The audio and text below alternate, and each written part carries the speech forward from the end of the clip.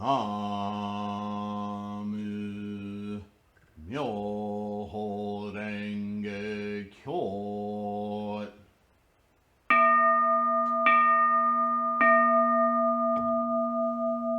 Namu Myoho Renge Kyo.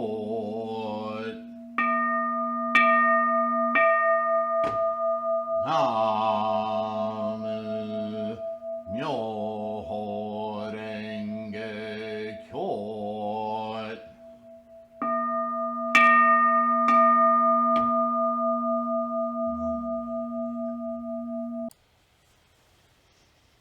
Hello everyone, Namo Myoho Renge Kyo. This is a brief video for you who may be new to this channel. My name is Sifu Sylvain. I've been practicing Buddhism. I started studying Buddhism and learning about Buddhism when I was pre-memory, 4 years old. I was around the development of Judo martial arts in Montreal, where I grew up in Quebec. And as you may or may not know the history of Judo, it split after World War II. It became a way of learning these martial arts without the severity of the martial component, if you will, gouging eyes, and that kind of thing, a tool of war. And it was turned into more of a sport and scoring, while still offering the physical benefits and training, mental and physical, of human health, physicality, and spiritual growth. That's the do part, judo or kendo, or whenever you see that in Japanese anyway, that refers to the student side of things, the study of. And it split apart when it came to the West and went one way with the Grandmaster in Montreal, and then the other way with the student of the Grandmaster and his aide in demonstrating down the coast till he ended up in Brazil. And you may know about Brazilian Jiu-Jitsu. Anyway, lots of history there. That's where I began, being very young. The physical part was entertainment, but the philosophical part was very engaging. From Japanese martial arts, as I grew, I got involved in Chinese martial arts, and my education and my scope of understanding of Buddhism grew to include things like Taoism and the Bhagwan and so on and so forth. And as I progressed in school, in regular education, you might say, my interest grew from cosmology and just the sciences in general, I guess. As I went toward college, I thought of myself as maybe becoming a researcher in nuclear chemistry. All of that aside, in the 80s, I decided by that time that many things happened in my life, and I decided to focus in on the who am I, why am I here kind of question a lot of us get in our 30s. And I took my vows as a Buddhist, a dedicated student of Buddhism, a monk. And I bounced around a few organizations. You start with great ideas and great supports, and then you start to see agendas appear and things don't jive with the teachings. And maybe because I started so young, I was kind of an absolutist, a purist, if you will. There's all kinds of cliche terms for this. But basically, you read what Shakyamuni says, and then you hear what somebody else says, and they don't match. Or they do, and that's exciting. And then you get your own insights. And this is how all our practice works. So, all of that is to say, this channel is not something to tell you what to do. This channel is an effort at establishing this Sangha, a Sangha I established under the moniker of Threefold Lotus Kwun, a school of Buddhism. Kwun, if you don't know, is an ancient Chinese word that's not unlike a dojo in Japanese, which more Westerners might know that word. It simply means a revered place of practice and learning. And that's what this is. It's another way of saying sangha, right? Like minds rubbing together with their insights so they can collectively gain more. So, I put this channel together because I witnessed in my own training and in my own investigation tremendous disparities in opinions as well as translation bias. These scholars, we tend, I grew up very respectful of the school systems in Canada and the US, so on and so forth. But I'll be darned, no matter how much achievement a triple doctorate professor might have, when that person is still a human being, and when they translate or interpret other languages, other documenti, they invariably, their language, their vernacular that they grew up with and think with, express themselves with, replaces concepts that shouldn't be disturbed. And a lot of these were really lightning rods for me. Things like reincarnation, which has no business in a Buddhist discussion, and yet it appears everywhere. Words like prayer and faith and what's another one? There's just tons and tons of them. And, you may not have a problem with those words, but they are misleading and they are inaccurate because those conceptually aren't true to Buddhism. The strong mind that is often referenced in Chinese, for instance, from Buddhism to martial arts to Confucianism, all of it, is a conceptual strength of conviction, a conviction that comes from a confidence, an internally derived strength, expression, positive validation. And that word alone, validation, in Western faith dialogue has nothing to do with valid. In fact, everything it's about is invalidatable. So you accept it not by validating it, but on faith. Just pretend that, just believe in this without verification. Just do that. That is, if anything, that's anti-Buddhism. Buddhism is completely earthbound, completely pragmatic. It's about living this life to the full, not waiting until after you're dead to go to some magical place.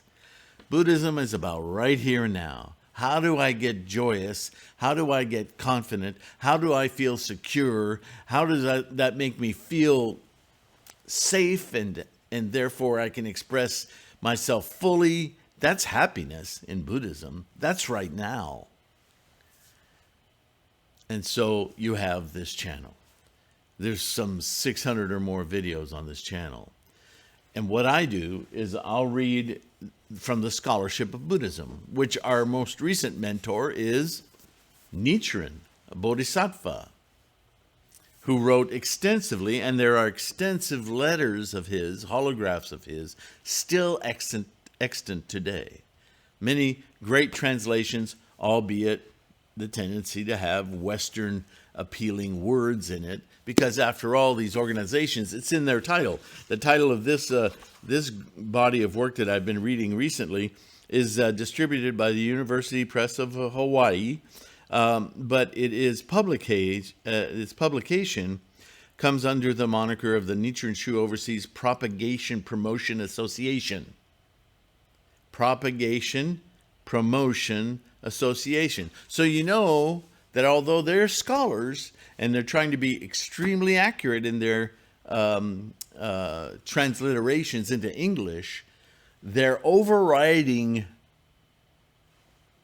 what? Their overriding purpose is to make the Buddhist scholarship available to a Westerner, or what they perceive of as a Westerner. This is also true of English translators,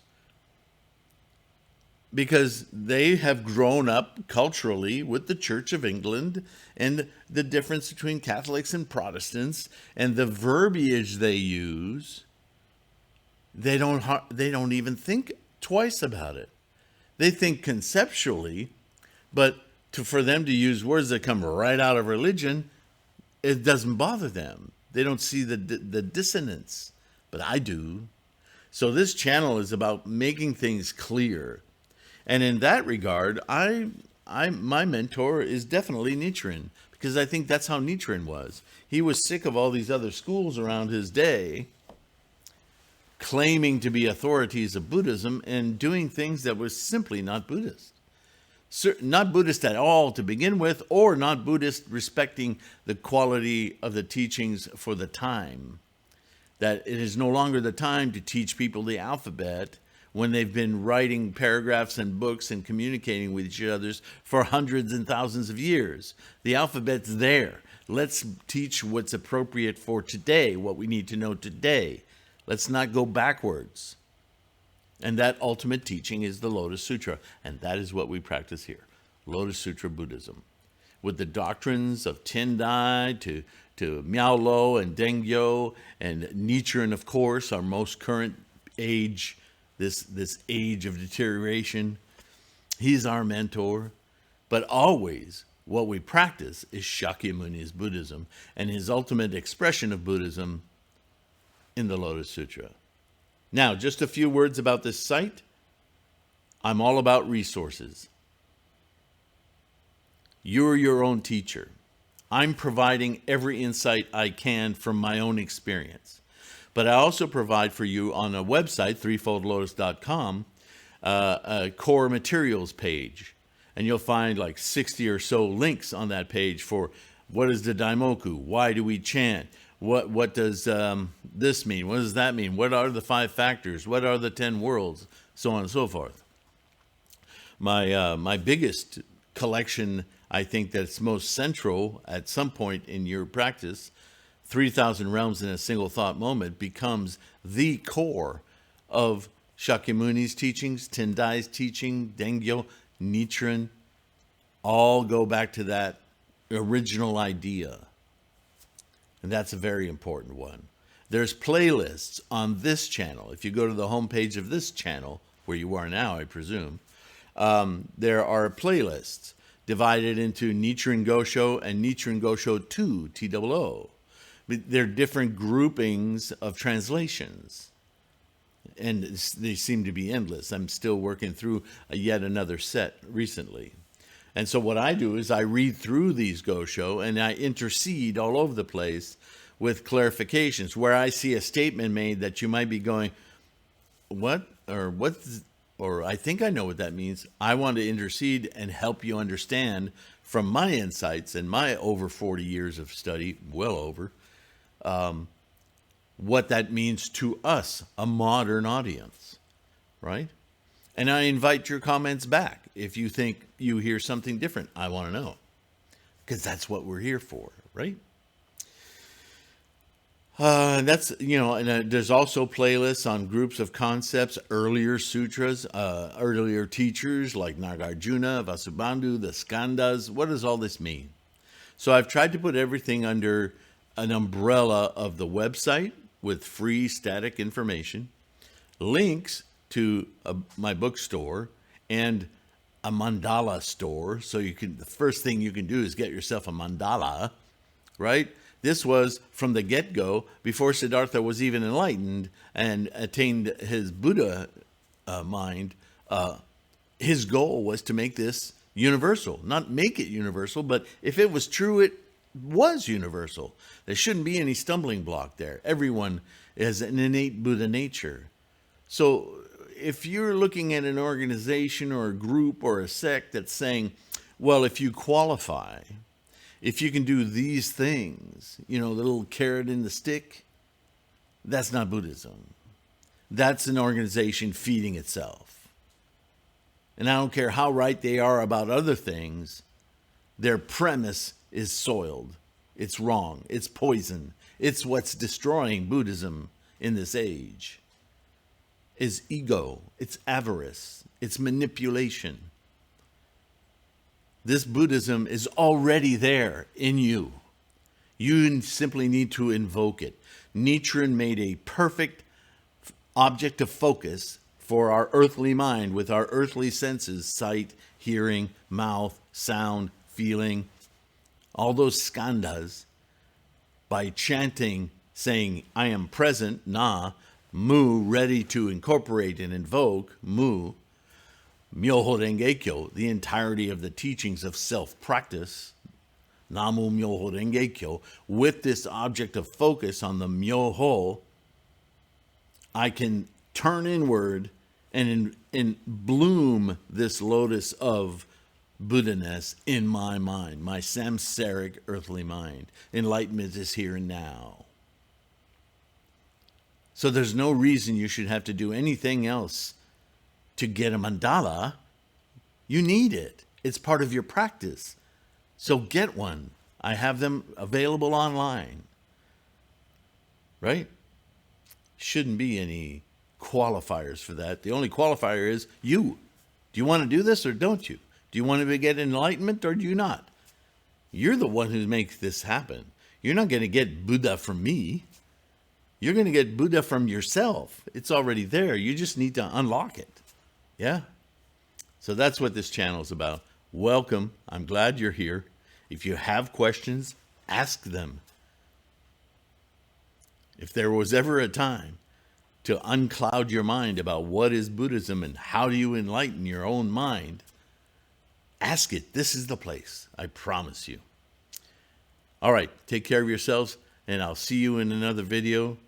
Whether you search one out, you can do that on this page. Not the YouTube search, but the little search with the magnifying glass right in the middle of this page. Search a term like Na Mu or Myoho or Gohonzon or Mandala. Pick a term that you... Karma, there's one. People argue about karma all the time. It's simply energy plus work, energy plus action. Karma. We're made of it. I have several videos you'll find. You put in karma, boom, you'll get a big old result set. That'll take you a while to go through. But you'll know what karma is. All right. With all of that, do I sound enthusiastic? It's exciting stuff. It's exciting because it's the most you can get out of your life. Why would you settle for less? Namu Myoho Renge Kyo. Thanks for listening, and I'll see you soon. Bye for now.